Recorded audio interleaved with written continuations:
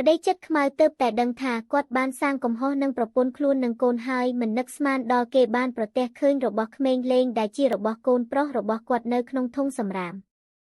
គាត់សួរក្មេងប្រុសនោះយ៉ាងរហ័សថាហេតុអ្វីបានជាតុកតានៅក្នុងធុងសំរាមក្មេងប្រុសមិនអាចលាក់ការពិតបានទៀតទេគេបានបង្ហាញពីមូលហេតុពិត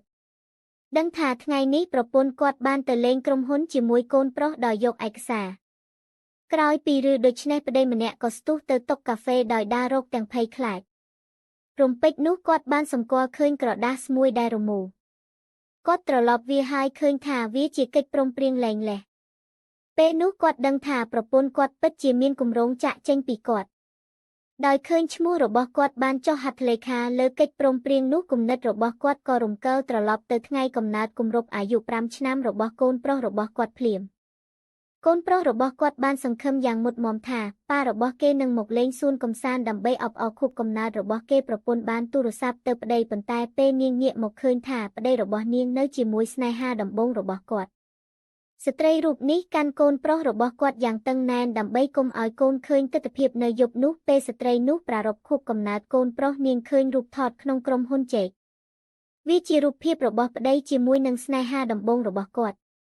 ពេលនេះនារីខូចចិត្តជាខ្លាំងការលះបង់7ឆ្នាំមិនដែលឈ្នះបេះដូងប្តីនាងឡើយកាលពី7ឆ្នាំមុនបន្ទាប់ពីយប់ស្រវឹងបុរសនោះបានមានស្នេហាជាមួយនារីម្នាក់នេះហើយពួកគេត្រូវបានបង្ខំដើម្បីរៀបការនាយកប្រតិបត្តិបានស្នើសុំរៀបការសម្ងាត់សម្រាប់ជាប្រយោជន៍ដល់អ៊ីផូរបស់ក្រុមហ៊ុនដោយសន្យាថានឹងបង្ហាញទំនាក់ទំនងរបស់ពួកគេនៅពេលដែលកូនប្រុសរបស់ពួកគេធំឡើងហើយឲ្យកូនប្រុសរបស់ពួកគេហៅបុរសនោះថាពូជាលទ្ធផលគ្មាននរណាម្នាក់បានដឹងថាស្ត្រីនោះជាភរិយារបស់បុរសនោះទេនាងបានអត់អន់ចំពោះរឿងទាំងអស់នេះប៉ុន្តែប៉ុន្មានថ្ងៃថ្មីនេះបុរសនោះកាន់តែជិតស្និទ្ធនឹងស្នេហាដំបូងរបស់គាត់នៅពេលណាដែលគាត់មានពេលគាត់នឹងទៅជាមួយនាងនិងកូនប្រុសរបស់នាងវាហាក់ដូចជាពួកគេទាំង3ជាគ្រួសារពិតស្ត្រីតាំងចិត្តចាក់ចេញពីបុរសនោះទើបហៅសាស្ត្រាចារ្យរៀបចំយកកូនប្រុសទៅចូលរួមក្នុងមូលដ្ឋានស្រាវជ្រាវសម្ងាត់ដោយលះបង់អាយុ50ឆ្នាំដើម្បីរួមចំណែកប្រទេសជាតិនិងប្រើប្រាស់វត្ថុនេះជាអាទិវិធីត្រឡប់ទៅបុរសនៅម៉ោង2ព្រឹកបុរសនោះត្រឡប់មកផ្ទះវិញដោយហត់នឿយហើយគ្រាន់តែចាំថាវាជាថ្ងៃខួបកំណើតរបស់កូនប្រុសគាត់នៅពេលដែលគាត់ឃើញនំនៅលើតុនាងយកកាដូសំណាងល្អដែលកូនប្រុសគាត់ជូនទៅបុរសនោះនៅពេលនេះបុរសនោះមានអារម្មណ៍ថាមានកំហុសយ៉ាងខ្លាំង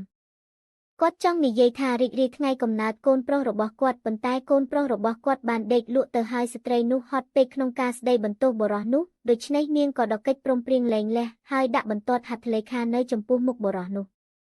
នាយកប្រតិបត្តិដឹងថាស្ត្រីខឹងហើយចង់ពន្យល់ពីទំនាក់ទំនងរបស់គាត់ជាមួយស្នេហាដំបូងរបស់គាត់ភ្លាមនោះស្នេហ៍ដំបូងរបស់គាត់បានទូរស័ព្ទមកប្រាប់ថាមានដាច់ភ្លើងនៅផ្ទះនាងដោយប្រញាប់ប្រញាល់ជាមួយស្នេហាដំបូងរបស់គាត់និងកូនប្រុសរបស់នាងគាត់មិនមានពេលអានកិច្ចព្រមព្រៀងនិងចុះហត្ថលេខានោះទេ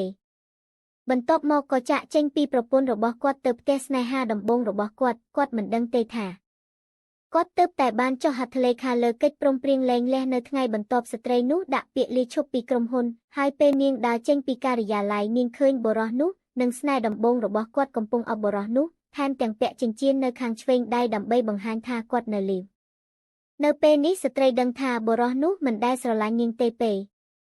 លបុរសនោះឃើញស្ត្រីនោះប្រញាប់ប្រញាល់ដេញស្នេហ៍ដំបូងឲ្យឆ្ងាយហើយគ្រាន់តែគាត់រៀបនឹងពន្យល់ស្ត្រីនោះនិយាយដោយចេតនាថាគាត់និងស្រីនោះគ្រាន់តែជាលេខាគឺជាការផ្គូផ្គងដ៏ល្អឥតខ្ចោះនាងគិតថាបុរសនោះលេងសើចនឹងពួកគេពេកហើយក្រោយពីនិយាយបែបនេះស្ត្រីនោះក៏ងាកចេញទៅបុរសនោះដោយភ័យខ្លាចស្ត្រីអាចលាតត្រដាងទំនាក់ទំនងរបស់ពួកគេបានប្រញាប់ប្រញាល់ចាប់នាងហើយទីនាងចូលទៅក្នុងការិយាល័យគាត់យកអំណោយមួយចេញដោយអះអាងថាវាសម្រាប់កូនប្រុសរបស់ពួកគេស្ត្រីរូបនេះគិតថាបុរសម្នាក់នេះនៅតែយកចិត្តទុកដាក់ចំពោះនាងនិងកូនប្រុសរបស់ពួកគេប៉ុន្តែនៅពេលដែលនាងបើកវានាងឃើញថាវាជាឆ្កែក្មេងលេង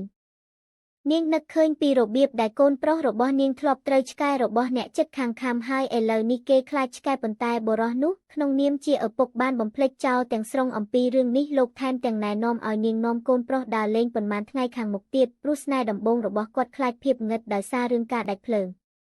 គាត់មានគម្រោងឲ្យនាងនិងកូនគាត់ស្នាក់នៅផ្ទះរបស់គាត់ស្ត្រីរូបនេះ បោះតុកតាឆ្កែចូលធុងសម្រាមរៀបចំកាបូបជាមួយកូនប្រុសនាងមិនចង់រស់នៅក្រោមដំបូលផ្ទះដូចស្នេហ៍ដំបងទៀតទេឃើញកូនប្រុសស្ទាក់ស្ទើរមិនព្រមចាកចេញពីឪពុកស្ត្រីនោះស្ទាក់ស្ទើរឆ្ងល់ថាត្រូវនៅប៉ុន្មានថ្ងៃហើយចាំដល់ពេលត្រូវចាកចេញ